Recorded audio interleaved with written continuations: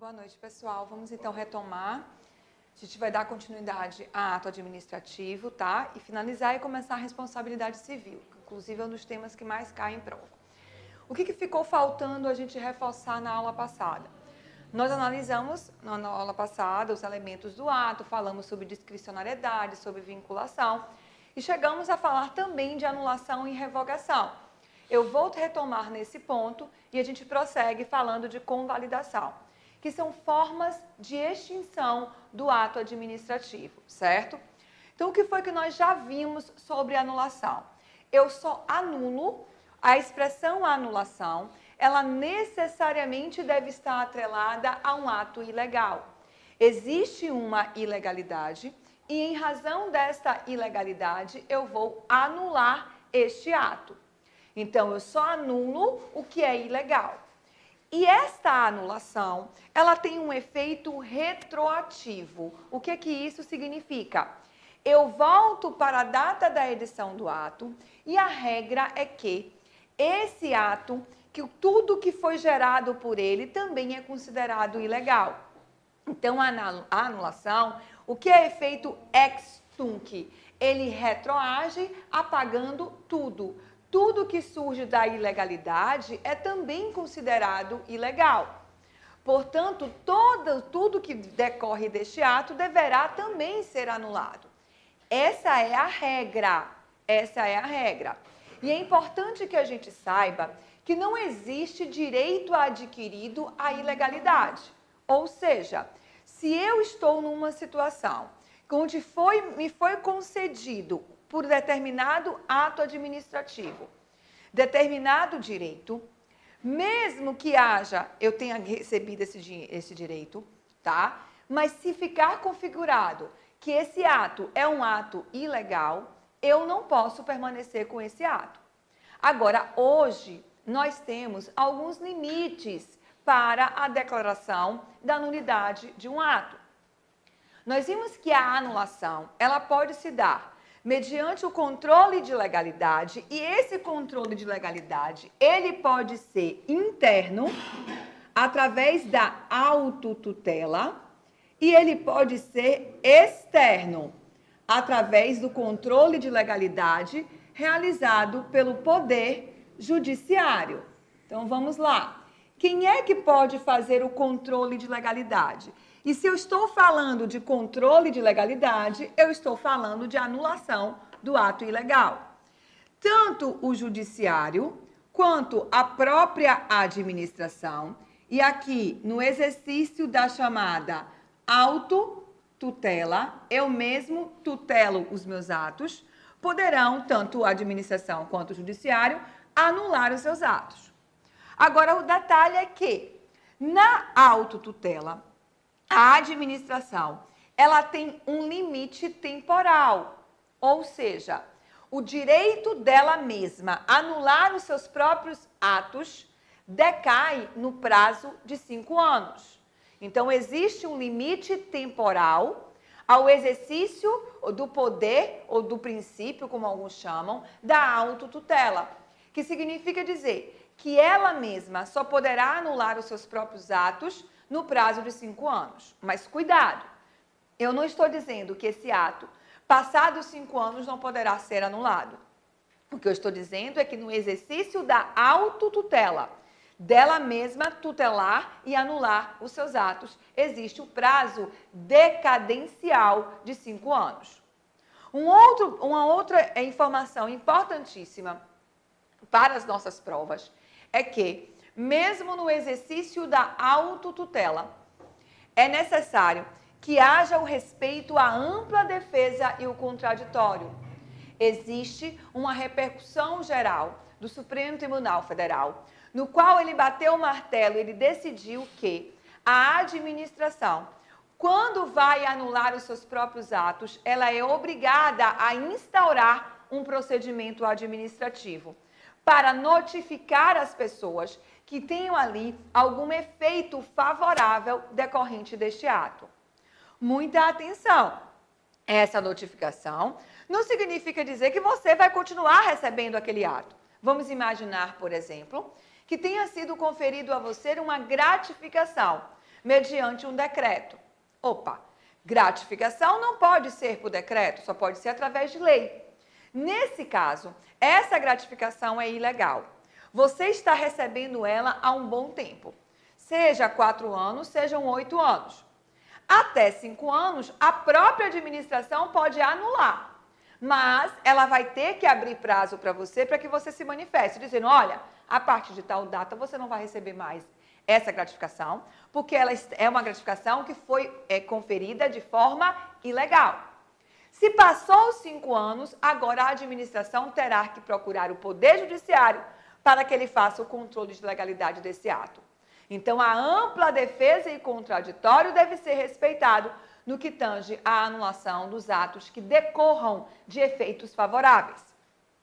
Uma outra observação que a gente precisa relembrar e que falamos na aula passada é que, nesses casos, como eu disse a vocês, o efeito é ex tunc, volta apagando tudo. No entanto, é possível, excepcionalmente,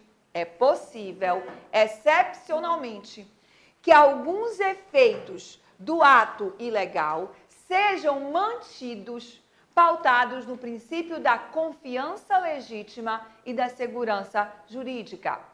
Se você recebeu, por exemplo, nesse caso que eu falei, foi um caso também emblemático lá no Supremo Tribunal Federal, que você estava recebendo uma gratificação, a gratificação era ilegal. Qual é o efeito da anulação? Volta apagando tudo. O que significa dizer isso? Que se você recebeu ilegalmente, você tem que devolver. Você tem que devolver aquilo que você não tinha direito, porque ninguém tem direito adquirido à ilegalidade. No entanto, se você não estava de má fé, se você estava de boa fé, o Supremo Tribunal Federal decidiu o seguinte, vamos anular o ato, dali para frente você não recebe mais, e o que você recebeu até agora, você não vai precisar devolver, pautado no princípio da confiança legítima e da segurança jurídica. Então, nestes casos, essas pessoas não tiveram que devolver esses valores, mas também não poderão continuar recebendo, porque aquela gratificação foi dada de forma ilegal, desrespeitando um elemento, o elemento forma, tinha que ser através de lei e foi feito através de decreto. Então, fiquem atentos a isso, tá? Uma outra situação que é necessário que a gente observe aqui, em relação a, agora não mais anulação, a revogação, é que eu só revogo o ato legal. O ato não tem defeito nenhum. O ato é totalmente legal. No entanto, não é mais oportuno, não é mais conveniente continuar com aquele ato, pautado, por óbvio, no interesse público.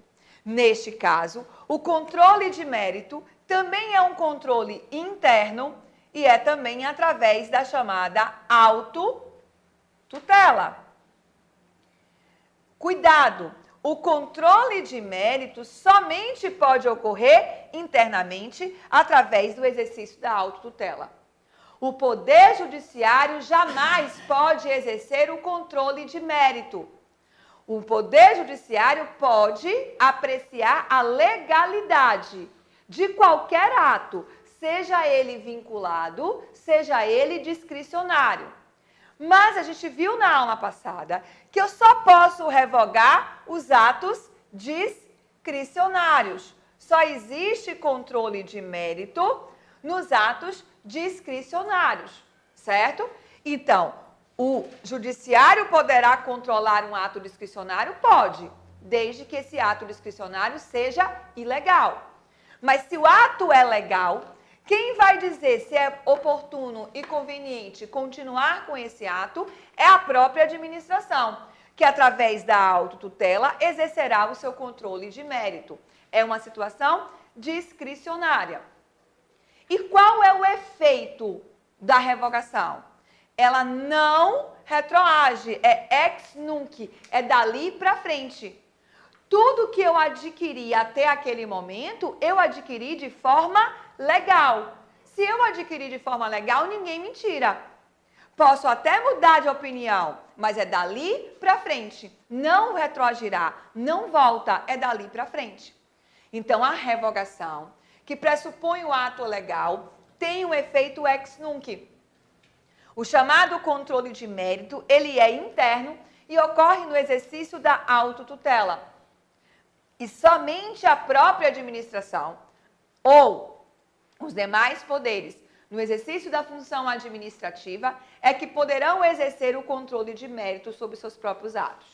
Ninguém de fora pode dizer se eu estou fazendo aquilo errado, aí alguém pode controlar. Mas se eu estou fazendo certo, ninguém de fora pode dizer como, o que é oportuno, o que é conveniente na realização, na edição daquele ato, certo? Agora, tudo isso a gente viu na aula passada. O que nós não vimos na aula passada foi convalidação. E eu preciso que vocês fiquem atentos. Convalidação cai pouco, mas é uma pegadinha grande. Se o aluno, se o candidato não ficar atento, ele erra. A primeira coisa que eu preciso saber é que a convalidação não é para convalidar um ato ilegal. Não posso. Se a questão está falando que existe um vício de legalidade, se a questão está falando de ato ilegal, eu não posso marcar a convalidação. Jamais posso convalidar um ato ilegal. Se o ato é ilegal, o caminho é a anulação. Então, Tati, o que é convalidar? A convalidação só ocorre nos casos de mera irregularidade. O ato tem alguma irregularidade. Outras expressões que vocês podem encontrar na sua prova é: existe um vício sanável, existe um defeito sanável. O que é vício ou defeito sanável? É algo que eu posso consertar. Eu posso consertar sem trazer, e aí tem que ter essa observação, sem trazer prejuízos a terceiros ou lesão ao interesse público. Eu não posso prejudicar o interesse público, nem trazer aí nenhum tipo de lesão a qualquer pessoa. Se eu posso consertar aquele ato, se é algo que é irregular, se é algo sanável, então eu poderei fazer sem maiores consequências. Quais são os exemplos que caem na prova? E aqui eu preciso da atenção de vocês. A doutrina entende que, em regra, a convalidação somente poderá ocorrer em dois elementos do ato, certo? Nos vícios de forma, desde que não seja uma forma essencial, e no vício de competência, no elemento forma e no elemento competência. Olha só, muita atenção.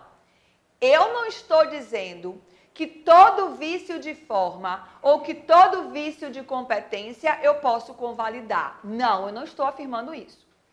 Eu estou dizendo que a doutrina entende que alguns vícios existentes da forma e que alguns vícios de competência são defeitos que são possíveis de serem convalidados, onde eu posso consertar sem maiores problemas.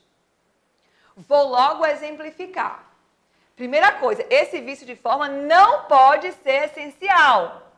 Não pode ser essencial. Então, olha só. Vamos imaginar que um determinado ato administrativo esteja descrito na lei que deverá ser realizado mediante um decreto, certo? Fala lá, esse ato deverá ser elaborado mediante decreto. O prefeito, na hora de publicar o ato, publicou uma portaria. Ao invés de fazer um decreto, ele fez uma portaria. E o teor é o mesmo, mas a forma não foi aquela que a lei estabeleceu como a forma adequada para aquele ato. A forma daquele ato é um decreto e não uma portaria. O que eu tenho aí? Se eu não consertar isso, amanhã ou depois alguém pode alegar um vício de forma. Mas se eu identifico e se eu sou competente para sanar este defeito, e não há nenhum outro prejuízo a terceiros e nem ao interesse público, eu posso colocar onde leia-se portaria, leia-se decreto. Você já deve ter visto isso, inclusive, em edital de concurso público. Onde lê tal lei, leia-se tal. Mantendo todos os demais atos do edital, todas as mais regras do edital. Uma retificação no edital. Uma retificação no edital nada mais é do que uma convalidação. É você consertar algo ali. Você não vai precisar abrir novamente inscrição, abrir novamente prazo. Porque se você precisar fazer isso, é porque a forma é essencial. Mas tem coisas ali que eu posso consertar, eu posso sanar, eu posso ali, né, convalidar sem maiores problemas. Então, o exemplo que eu dei, mudar o nome de portaria para decreto, é possível ser feito sem maiores problemas. Agora, vou pegar o mesmo exemplo. Está dizendo, aliás, o exemplo que a gente utilizou na aula passada.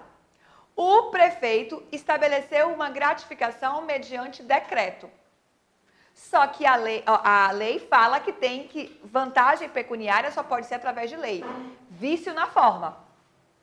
Ao invés de colocar uma lei, aprovado uma lei, ele fez através de decreto. Pergunto a vocês, o prefeito, ele mesmo pode consertar isso? Pode.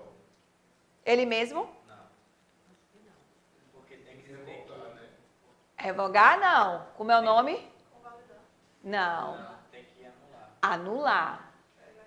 Porque é ilegal. Me diga uma coisa, quem é que faz a lei? O vereador. Então, ele mesmo não pode consertar. Ele vai ter que mandar, ele vai ter que anular. Vai ter que mandar um projeto de lei para que os vereadores venham aprovar e aquela gratificação que era conferida mediante decreto e agora seja conferida mediante lei. Mas ele mesmo não pode. Ele pode ele mesmo anular. Aí pode. Como você falou, cuidado que não é revogar porque isso é ilegal. Tá? Mas há um vício na forma. A forma é lei, não é decreto. E eu não tenho como sanar esse vício. Eu não tenho como sanar esse defeito. Ele mesmo não pode fazer isso. Só quem pode fazer isso é o Poder Legislativo através da Câmara de Vereadores. Então percebam que eu dei o mesmo exemplo no vício de forma, só que no caso, o vício de forma era essencial. O que é vício de forma essencial? Lei não é a mesma coisa que decreto. Não é que portaria seja a mesma coisa que decreto, mas na essência não mudou, mudou só a forma, o nome. É algo que é possível de mudar. Então, olha a atenção, eu só posso convalidar um vício de forma se a questão, Tati, como é que eu vou saber?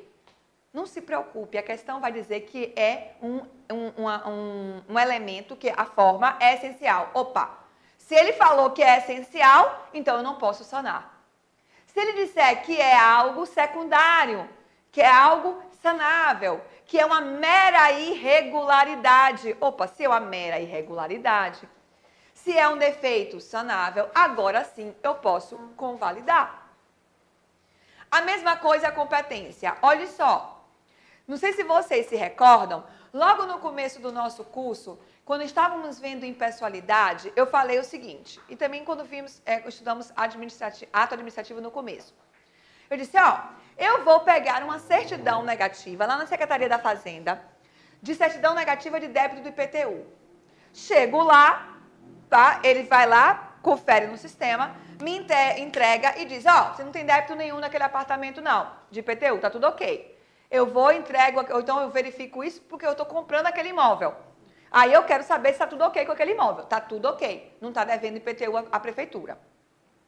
Só que, aí eu chego aqui, vamos imaginar que eu chego aqui. Digo, gente, estava na prefeitura. Aí, Tati, estava na prefeitura? Estava.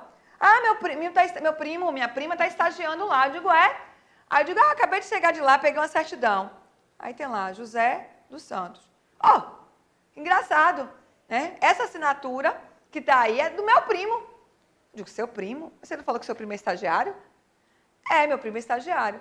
Peraí, eu estou com uma certidão assinada por um estagiário. Essa certidão assinada por estagiário, o estagiário não tem competência para assinar aquele documento. Quem teria que assinar aquele documento é o chefe do setor e não o estagiário. Eu estou de posse de um documento que quem elaborou e quem assinou não era a pessoa que a lei determinou como competente. Existe um vício. Porém, o teor daquele ato é legal. O que está escrito ali não está errado, certo? O que pode acontecer? Eu posso voltar lá e vamos supor que isso foi alguns dias depois. Já vendi até mesmo o imóvel. Mas por segurança, eu posso voltar lá e chegar na Secretaria da Fazenda e dizer, olha, eu estou com um documento aqui que foi assinado pelo estagiário. Ah, não se preocupe não, deixa eu verificar aqui. Tá ok, você não tem débito com o IPTU. Então, aquele que é verdadeiramente o competente vai convalidar, vai assinar embaixo e vai dizer, não, essa certidão está válida. E ainda vai dizer, olha, vou dar efeito retroativo. A sua venda não vai ser anulada por conta desse documento. Mesmo porque, pautado naquela teoria que a gente já viu aqui, do funcionário de fato. Eu não tenho que saber todo mundo que assina o documento se realmente foi concursado, se está lá, se está certo, qual é a matrícula, se a assinatura é essa ou não. Eu fui na Secretaria da Fazenda, eu fui no órgão certo. E se aquele órgão emitiu, não importa a pessoa, importa a pessoa jurídica e não a pessoa física que está ali representando aquele órgão. Portanto, há um vício de competência, mas esse vício de competência é um vício sanável. Por que é um vício sanável? A essência do ato, ela é legal, ela está correta. E a autoridade superior que tem a competência para convalidar, disse que vai assinar embaixo e vai dar efeito, inclusive, retroativo. Mas é todo vício de competência que pode ser sanável, que pode ser convalidado? Não. Existem vícios de competência que eu não posso consertar. Eu não tenho, são situações de ilegalidade. Eu vou ter que anular o ato. E a pessoa que é competente de acordo com a lei é quem terá a possibilidade de editar esse novo ato. Então, recapitulando, o que é convalidação? Eu só posso convalidar uma mera irregularidade, um ato irregular. Como é que eu identifico na minha prova? Na minha prova vai dizer que esse vício é um vício sanável, é um defeito sanável. E ainda vai dizer que esse defeito sanável e que esta convalidação não comprometerá o interesse público nem interesses de terceiros, não vai causar lesão a terceiros. Se assim o for, a administração, aquela autoridade que tem competência, irá convalidar esse ato, inclusive podendo dar efeito ex tunc. O que é ex tunc? Retroage, dizendo que essa certidão é válida desde a data em que ela foi emitida. Então, o cuidado que vocês precisam ter é na prova, como é que está escrito lá. Além disso, é possível que na sua prova apareça que a convalidação, em regra, se dará nos vícios de forma e nos vícios de competência. Porque essas irregularidades na forma e na competência são mais comuns. São irregularidades, defeitos, vícios sanáveis. Mas cuidado com a seguinte frase. Todo vício de forma ou todo vício de competência pode ser convalidado? Não. Falso. Porque se o vício de forma for um vício essencial, se aquela forma foi determinada pela lei como essencial, eu não posso convalidar, eu só posso anular. Entendido, pessoal? Ok. Então, a gente fecha aqui mais um dos nossos temas aí para a prova do nosso concurso, um dos temas mais complexos e com maior aí, grande incidência nas provas, que é ato administrativo. E o que faltava, a gente vê na última aula, era exatamente isso. Nós vamos entrar agora em outro tema que também cai bastante. Pela ordem cronológica, pela ordem aí de material, inclusive, geralmente os professores agora, depois de ato administrativo, lecionam licitação, contratos e serviços. Mas eu assim não farei. Por quê?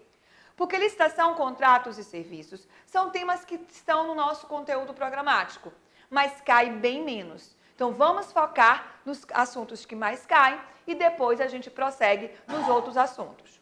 E, portanto, nós vamos ver, a partir de agora, o tema responsabilidade civil do Estado, que é um dos temas, é um tema pequeno, mas é um tema rico em detalhes e de grande incidência nas provas para a carreira policial, certo? Então, nós vamos iniciar com a responsabilidade civil do Estado. A primeira coisa que eu quero que vocês já assimilem é que existem vários tipos de responsabilidade no nosso ordenamento jurídico, certo? Eu tenho a responsabilidade administrativa, existe a responsabilidade penal e existe a chamada responsabilidade civil. E, além disso, em vários ramos do direito, eu posso ter o tema responsabilidade civil. Só que o nosso vai ser aquele focado responsabilidade civil do Estado, prevista no artigo 37, parágrafo 6º da Constituição Federal. Então, o objeto de estudo da nossa aula de hoje é o artigo 37, parágrafo 6º da Constituição Federal. E quando se fala em responsabilidade civil, estamos falando de indenização. Estamos falando de dinheiro, tá? A responsabilidade civil está atrelada à ideia de ressarcimento, de reparação de dano. A ideia é essa. A primeira coisa que a gente precisa assimilar dentro do nosso tema, responsabilidade civil do Estado. Lembrando que estamos falando do estudo e da análise do artigo 37, parágrafo 6º da Constituição. Eu preciso compreender que essa expressão Estado não é sinônimo, neste momento, de administração pública. O que eu estou dizendo é, cuidado, eu não posso confundir quem é Estado ou quem é administração pública aqui para fins de responsabilidade do artigo 37, parágrafo 6º. Nesse artigo 37, parágrafo 6º, ele vai afirmar que as pessoas jurídicas de direito público vão responder nos termos do artigo 37, parágrafo 6º. As pessoas jurídicas de direito público. Então, vamos recapitular. Quem são as pessoas jurídicas de direito público? Eu tenho aquelas que compõem a administração direta. Quem são elas? Vamos lembrar? União, Estado, município e o Distrito Federal. A União, os Estados, os municípios e o Distrito Federal têm personalidade jurídica de direito público, certo? E compõem a chamada administração direta. Agora, cuidado. Também é considerado Estado, para fins de responsabilidade civil, do artigo 37, parágrafo 6º, as chamadas pessoas jurídicas de direito privado, só que elas precisam ser prestadoras de serviços públicos. E aqui, pessoal, não importa se ela faz ou não faz parte da administração indireta. Qual é o cuidado? Todo mundo que compõe a administração indireta responde de acordo com o artigo 37, parágrafo 6º? Não. Porque nós vimos que na administração indireta eu tenho pessoas jurídicas de direito público, que são as autarquias. Então, as autarquias estão aqui, ó. E as fundações, ficou apertado aqui, públicas de direito público. Vou repetir, tá? Para ficou ali meio confuso. Respondem pelo artigo 37, parágrafo 6º, que vamos estudar daqui a pouquinho, as pessoas jurídicas de direito público. Todo mundo que está na administração direta tem personalidade jurídica de direito público. União, Estado, Município e DF. Aí não se tem dúvidas. Agora, as pessoas que compõem a administração indireta, nós temos pessoas jurídicas de direito público e temos pessoas jurídicas de direito privado. Então, quem vai responder pelo artigo 37, parágrafo 6º? Na forma do artigo 37, parágrafo 6º. Administração direta, União, Estado, Município, DF. Autarquias e fundações públicas de direito público. Porque todas estas têm personalidade jurídica de direito público. Quem mais responde? Responde também pelo artigo 37, parágrafo 6º. As pessoas jurídicas de direito privado, prestadoras de serviços públicos. E nós vimos que eu tenho das pessoas jurídicas de direito privado, algumas que são prestadoras de serviços públicos, mas tem também aquelas que são exploradoras da atividade econômica. Se é uma pessoa jurídica de direito privado, exploradora da atividade econômica, mesmo que ela faça parte da administração indireta, ela não responde aqui, tá? Ela vai responder por outras leis, pela lei, como todas as outras empresas. Então, mesmo sendo administração indireta, se a questão está me dizendo que a personalidade jurídica dela é de direito privado, ela não responde pelo 37, parágrafo 6º.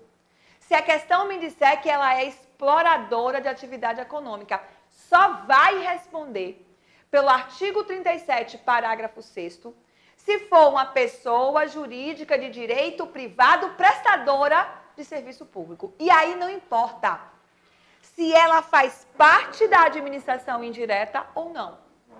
E aí, pessoal, aqui vai um exemplo e uma dica. As concessionárias e as permissionárias de serviços públicos que executam serviços públicos delegados pela administração direta não fazem parte da administração. Não são considerados administração pública. Eu, na verdade, descentralizo, delegando e transferindo a execução mediante um contrato a essas concessionárias, para que elas executem determinado serviço público. Mas elas não fazem parte da administração. No entanto, se elas causarem um dano a terceiro, que é o que eu vou explicar daqui a pouco, elas vão responder como se Estado fosse. Elas respondem pelo artigo 37, parágrafo 6º. Então, vamos lá. Vamos recapitular tudo para a gente avançar. O nosso tema é responsabilidade civil do Estado. É a análise do artigo 37, parágrafo 6º da Constituição Federal. Neste artigo, vão responder, de acordo com este artigo, as pessoas jurídicas de direito público. Quem são elas? Aquelas que compõem a administração direta, União, Estado, Município e DF. E também aquelas que compõem a administração indireta, que têm personalidade jurídica de direito público. Já podemos citar as autarquias e as fundações públicas de direito público. Porém, também responderão pelo artigo 37, parágrafo 6º, as pessoas jurídicas de direito privado, desde que sejam prestadoras de serviços públicos. E não importa se elas fazem parte ou não da administração indireta. Se ela presta serviço público, mesmo tendo uma personalidade jurídica de direito privado, elas vão responder como se Estado fosse, através do artigo 37, parágrafo 6º. E trouxe a vocês um exemplo. As concessionárias e permissionárias, aquelas que o Estado e aqui Estado, diga-se administração direta, mediante um contrato, descentraliza e delega a execução de um serviço público. Transporte coletivo municipal. A empresa Real Alagoas, a empresa Veleiro, elas executam um serviço público. Foram contratadas pelo município de Maceió para prestar o serviço de transporte coletivo. Se elas causam um dano a terceiro, responderão diretamente como se Estado fosse. Certo? Então, esse é o primeiro ponto da nossa aula de hoje. Agora, o que é que nós vamos estudar aqui, tá certo? Vamos com calma, que é um tema que a gente precisa ter muita atenção, porque é cheio de detalhes. Esse artigo 37, ele diz o seguinte, que as pessoas jurídicas de direito público, as pessoas jurídicas de direito privado, prestadoras de serviços públicos, respondem pelos atos praticados por seus agentes nessa qualidade, independentemente da comprovação de dolo ou culpa. E é isso que nós vamos analisar primeiramente. Tem muita coisa para a gente analisar. Mas é o seguinte, como é que a gente vai colocar isso aqui no quadro? Eu tenho um agente público. E quem é? No caso de pedágio, em caso de acidente, ou negligência, aí você processa o Estado, é? Você processa a empresa concessionária. E ela é considerado Estado, porque ela ali está fazendo as vezes de Estado. A gente vai falar sobre isso daqui a pouquinho. Vou pegar um exemplo exatamente como você falou. Um agente público, certo? Se ele causar um dano a um terceiro, quem é terceiro é um particular. E aqui é sem contrato, qualquer pessoa, tá? Ele causar um dano ao terceiro. O que é que vai acontecer? Eu vou colocar aqui a expressão Estado, mas a gente já sabe que Estado são aquelas pessoas que estão ali, tá? O que é que vai acontecer? O terceiro sofreu um dano, certo? O agente público, ele causou um dano. Esse agente público, ele tem que estar no exercício, eu vou explicar isso melhor também mais à frente, da função, ou agir em nome desta função. Vamos analisar isso mais à frente. Olha só, o agente público cometeu um dano ao terceiro. O que é que vai acontecer? O terceiro vai cobrar, não é do agente, ele vai cobrar do Estado. Quem é Estado? Pessoa jurídica de direito público.